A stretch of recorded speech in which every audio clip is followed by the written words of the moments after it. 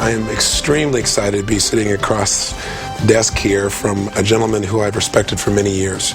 His name is Dr. Deepak Chopra.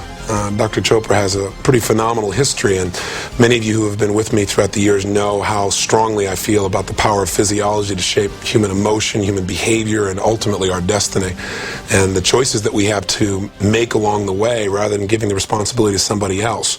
And I've exposed you to many different people, from Bernie Siegel to Norman Cousins just before he died. So to be with Deepak Chopra, I just want you to know this man, I believe, is one of the living masters in being able to teach people the fundamentals of what reality really is, beyond the physical body, what really shapes our lives. So it's really a privilege to be with you, Deepak. It's a privilege to meet you, Tony. I've admired you for a long time. Well, thank you. We're here in Lancaster, Massachusetts, and we're at the Ayurvedic Center, Health Center here. And I think maybe what we could do is start out by just giving people a little bit of your background. You have a very traditional medical background, and yet now you're considered by most to be, I think, the foremost expert in the area of understanding mind-body medicine, or psychoneuroimmunology. Why don't you give us a little background? Where did the shift happen for you? The shift happened a while after I had been in practice. I was an academic to start with. I was teaching at Boston University School of Medicine and at Tufts, and for a while at Harvard. And that part was so exciting from an intellectual point of view and so challenging that I was very happy doing that. But when I really started going into practice and seeing patients, I found that the academic intellectual challenges, exciting as they were, really had very little to do with how people got well. Yes. I was sitting there spending all my day writing prescriptions, and at the end of the day I would feel that I had been a legal drug pusher, because what was I doing? I was writing prescriptions for tranquilizers, sleeping pills, and antibiotics. If I ever told my patients, listen, maybe if you stop smoking or cut down on your alcohol or changed your weight, perhaps we could wean you off some of these drugs. And they'd say, well, you know, doc, my mother-in-law says the same thing. She doesn't charge me $50.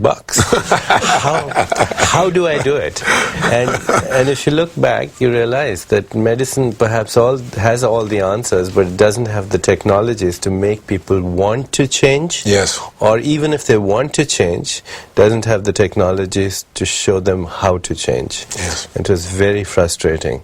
So it was my unhappiness that led me out from what I was doing. Pain drove you to something. Yes, pain. So what was the evolution of it then for you? Where did you begin to look? You were born in India, correct? Right.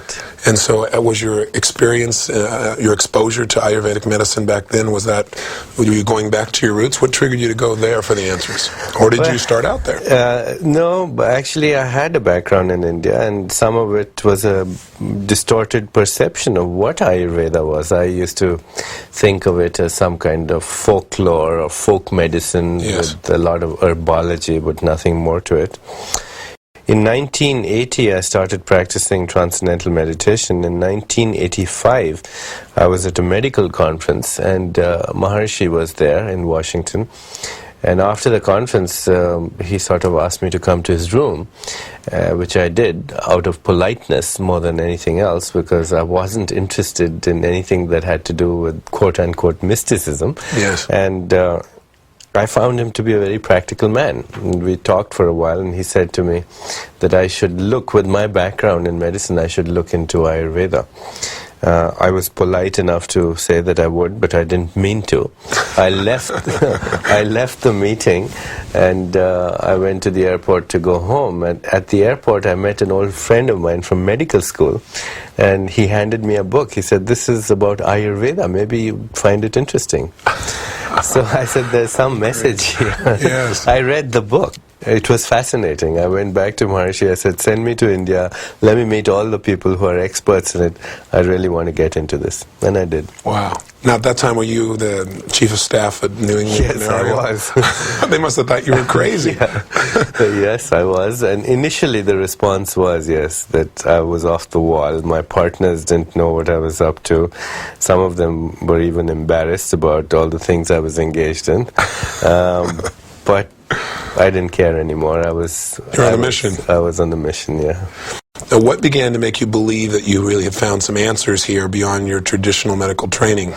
For one thing, I was able to influence people in a way I had never been able to do it. I was able to make them lose weight or stop smoking or give up alcohol, to make them want to be healthy. And then I started seeing some dramatic remissions in illness, in chronic illness. I'd have patients come here, for example, and they'd be taking 15 medicines, about 10 for their problem and 5 for the side effects from the medicines that they were taking. And within a week or two, we'd have them off everything, and they didn't have this problem anymore. They'd have bronchial asthma for 15 years, and now they don't have it anymore. Yeah. They've been taking drugs for arthritis for 10, 15 years. And it's not there anymore. And then when we started seeing occasionally a dramatic remission and somebody would say cancer, you start thinking, what's really happening here? Are we really, we've missed out on perhaps a few billion years of learning experience, because the human body, as it turns out, is an exquisite pharmacy. It makes every drug that Hoffman-LaRoche makes and more. Better quality. Better quality, the right dose, the right target organ, no side effects. Cheaper. Cheaper.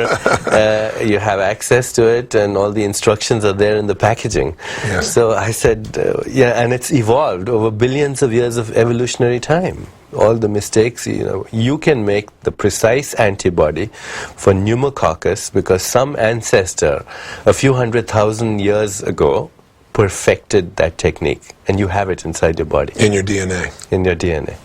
So why not use this huge library of information? So what prevents us from doing that? Interference. Social hypnosis? Yeah, it's the hypnosis of social conditioning. It's violation of basic, simple laws of nature that make our body function.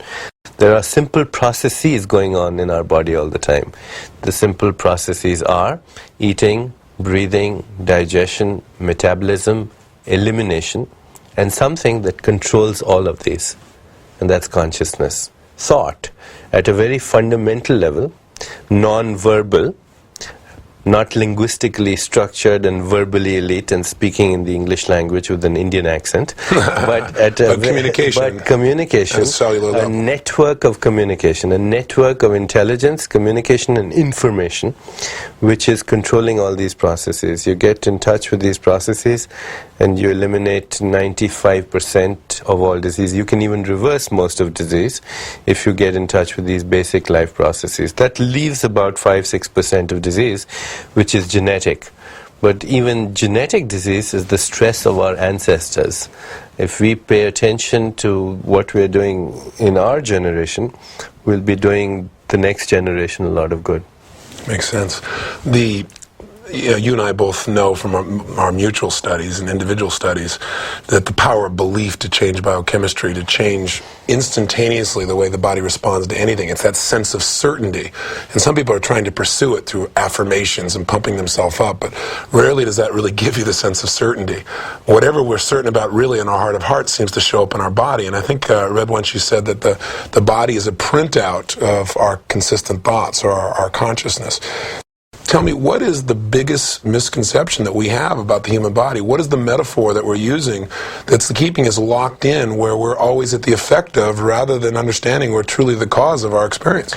The biggest mistake is that we are steeped in the superstition of materialism. The superstition of materialism says that this world is made up of physical objects in space and time, and if there is such a thing as thought or consciousness, then it's the epiphenomenon of matter. In other words, if I have thoughts and feelings and emotions and desires and instincts and drives and likes and dislikes and passions and hatred, if I believe in God or heaven or hell or salvation or damnation or communism or feminism, all these things occur because there's the dance of molecules in my body. That biochemical reactions somehow produce the epiphenomenon that we call thought. That we are physical machines that have learned how to think. Well, in fact, it's probably the other way around. Not probably, surely the other way around. We are thoughts that have learned how to create the physical machine.